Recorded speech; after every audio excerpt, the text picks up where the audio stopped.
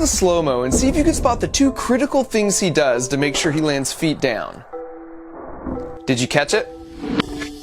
Right. This is a bird feeder, and everything to my left is my attempt at making it squirrel-proof. If they want the bird seed, they will first need to pass through what is basically an 8-part Ninja Warrior obstacle course for squirrels. This course is extremely challenging. It is not for the timid of heart. But out of the gate, I will admit that in hindsight, that I completely underestimated my adversary. For starters, here's where I've placed their favorite bird feeder, at the end of the course. And to sweeten the deal, right below that, there's a trap door. And if they step here, it releases a butt ton of walnuts and unfurls some celebratory banners. Why walnuts? I'm glad you asked. I'm using walnuts because over the course of a week, I put out a buffet of 7 different nuts and seeds. And all 4 times I repeated the experiment, walnuts were always the one they ate first. What's great about placing this here is it levels the playing field, as the birds can fly up and get as much food as they want anytime they need it. The squirrels, however, will have to work for it, because the only way to make it to this platform is if they work their way through my 8-part Ninja Warrior obstacle course, which all starts right here. This is the only platform on the course that has a pole that isn't covered in slippery stuff, which means this is where they have to climb up to enter the course. If they try and get up any other way, they can't keep a good grip, and they just slide back down. So the first challenge is the bridge of instability. Now this may look easy, but the trick is it attaches at a single point on each end. And from a physics standpoint, that makes it no different than trying to crawl across a tightrope. It's the same deceptive principle with that one carnival game that's so impossible. I broke it down in another video where I used physics to show which carnival games were basically scams and the science on how to beat them. Next up, the maze of 1,000 corridors. This one's a bit more cerebral, but if they make it through that, it will bring them to the pitchfork tumblers, which are inspired by the show Wipeout. But unlike Wipeout, I should point out that all these contraptions are squirrel friendly, and even with a little back force, they will break away and stop spinning. Now if they can make it past the pitchfork tumblers of treachery, they come to one of my personal favorites, the home wrecker.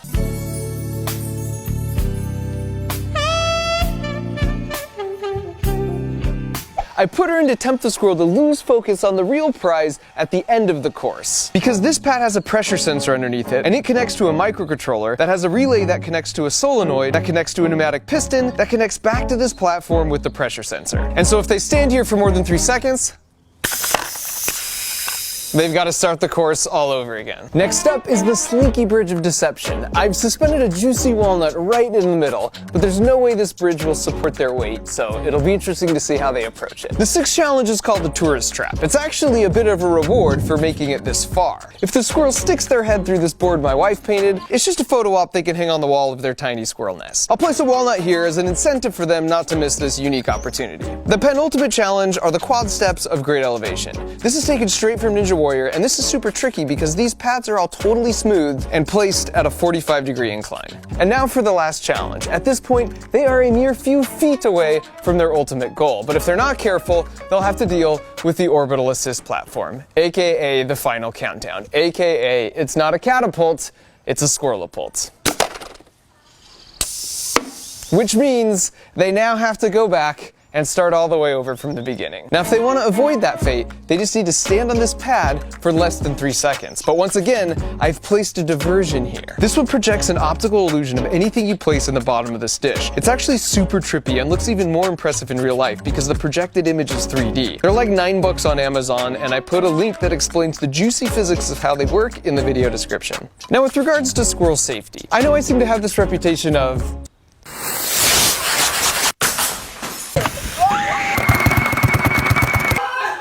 improvised high-speed projectiles, and so this one might worry a few animal lovers out there, including my wife. We have 5 pets and 1 child, and the child was the only one I had a say in. So rest assured, I can adjust the pressure on the piston, and we'll be staying way below any launch force that could hurt any of our adorable backyard contestants. And so finally, after making it through all that, we're back here at the world's most satisfying bird feeder. And as far as I'm concerned, if they make it here, they've earned the right to gorge next to the birds for as long as they want. And so after nearly a month of prep work, the course was officially open for business.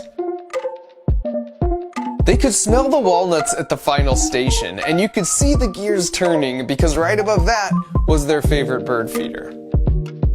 And so before long, we had our first contender.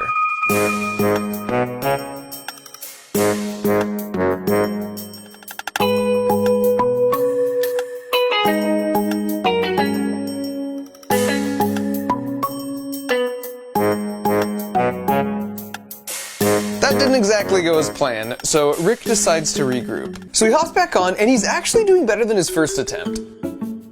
Just barely. This is the best because he's like, okay, I got this. Never mind. Well, maybe no, I definitely don't. And this was the exact moment I realized I just might be outmatched here.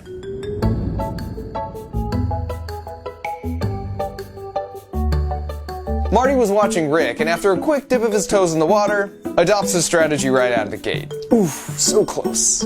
But an excellent recovery. And Fat Gus, perhaps predictably, comes up a little short. Which brings us to the Maze of 1,000 Corridors, which, to be honest, they mastered this one pretty quickly. Here's a solid run from Fat Gus. And now for the pitchfork tumblers of treachery. Marty was like, yeah, that's a hard pass. Fat Gus is just like, abort! Frank is just like, nope. Then he's like, wait a second. Still nope. Then Marty flies in real hot over the top. He did make it through, but that's partial credit as far as I'm concerned. And then here's Fat Gus with my favorite attempt by far.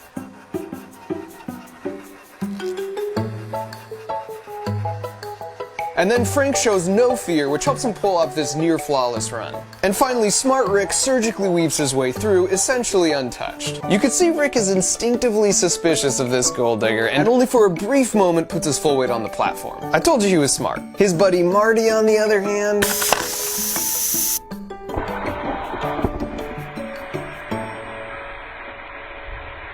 she is a cruel mistress.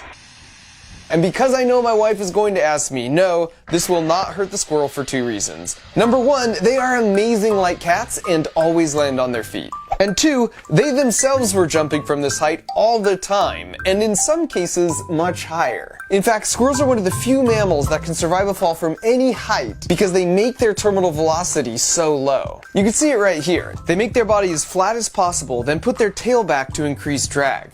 They basically become their own parachute. And then right before they land, they pull in and fully extend their arms and legs to act as shock-absorbing landing gear. This is so cool. Now back to the course where even Smart Rick eventually lets his guard down, which is exactly when she strikes. But just like all the other obstacles so far, after a day or 2, they'd mastered it. In this case, even disregarding her offering of a fresh walnut.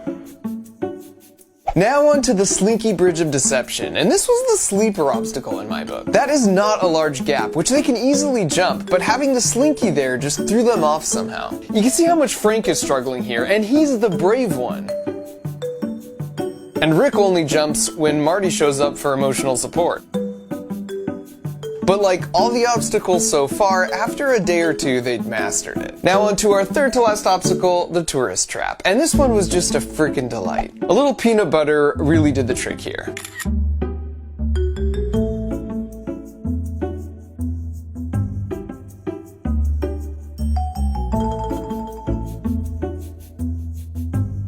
Now here comes Fat Gus, and I mean, how Fat Gus is this? He sees the camera and he's like, paint me like one of your French squirrels. Yeah? No? No takers?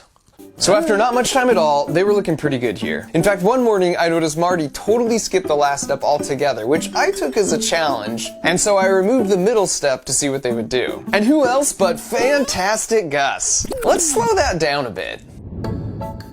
They're such amazing jumpers, so I suppose the quick mastery here wasn't a surprise. I mean, this right here is probably a 10-foot jump. And here's some classic brave but dumb Frank. He'd already entered the course normally and made it to the home wrecker at least a dozen times by this point. And yet for some reason, he decides this 12-foot jump is his best course of action. And Smart Rick was the first one to enter the course, so in the end, after about a week of effort, it was fitting he was the one to make it to the jackpot first. And he's so stoked, he apparently wants to run the whole course in reverse. In hindsight, we probably should have made the jackpot a little quieter. Here's Marty, as always, not far behind.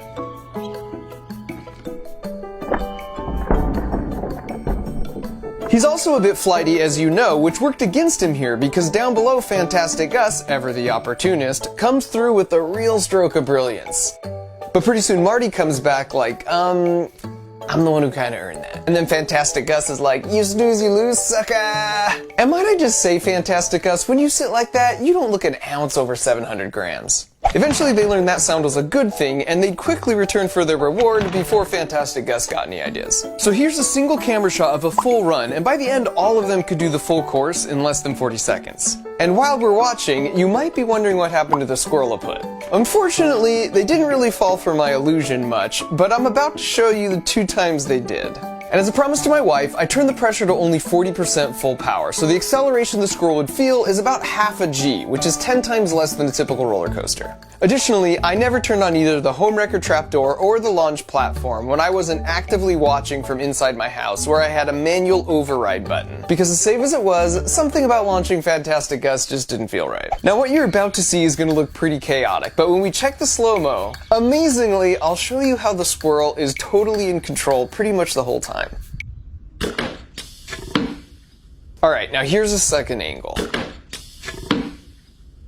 Also, even if you don't trust my calculations, I can assure you that the squirrels did not care. In both launch cases, they were back up on the course in like 5 minutes. Here's the slow-mo, and see if you can spot the 2 critical things he does to make sure he lands feet down. Did you catch it? The first critical moment is right here. He's already done the predictive math, and he's locked his head on the spot where he plans to land. And now his head will not lose that lock the whole way down. What's crazy is the time it takes him to do all the predictive math to know exactly where he will land and to lock his head is 300 milliseconds. That's exactly this long, literally less than the blink of an eye. That blows my mind, but if you think about it, it makes sense these reactions would have evolved to be razor sharp if you live your life in the trees, constantly making split-second decisions. Now besides picking the landing spot with his head, the second trick is with his arms. When he wants to keep his upper body from rotating, he has his arms out. But the moment he wants to rotate his upper body quickly, he tucks them in. And then when he wants to stop rotating, he extends them out again. This is straight up conservation of angular momentum. It's the same trick ice skaters use. Basically, bring your limbs in if you want to rotate fast, extend them out if you want to slow the rotation. My buddy Destin from Smarter Everyday also made a video analyzing how cats always land on their feet, and they do the exact same 2 tricks. The head target lock and bringing limbs in to rotate and out to stop rotation. Here's the second launch. And this may look like pure luck in real time, but the slow-mo tells a different story. In that amount of time, he's already made a slight lateral push in that direction and locked his landing target with his head. We know from the previous clip he can rotate his body to any orientation, but he doesn't in this case because he sees his small push has already aligned him for the perfect landing. That's just so cool. And so after those 2 physics demonstrations, I disabled both the launcher and the home wrecker trapdoor and just let them enjoy the course in peace. As far as I was concerned, they had earned it. Plus, after spending a month together, we were sort of bros by this point. If they saw me coming out to work, they would certainly jump away, but then they'd just quickly be right back. And sadly, all good things must come to an end, and because I didn't want them to develop an unhealthy dependence on my handouts, after about a week of free reign, I took down the course, but in its place, I put up a specialized squirrel-sized picnic table. Every morning, this door opens to release just a few walnuts as a little treat to remind them of our good times together. Although I had to laugh that after all this, somehow I didn't anticipate on day 1, Frank would immediately try and figure out and partially succeed in finding a way to beat the system. Like everything else though, they quickly caught on, and now on some mornings I'll catch them just waiting for the daily ration, chilling patiently on the bench seat. That is everyone but Fantastic Gus. Don't ever change, buddy.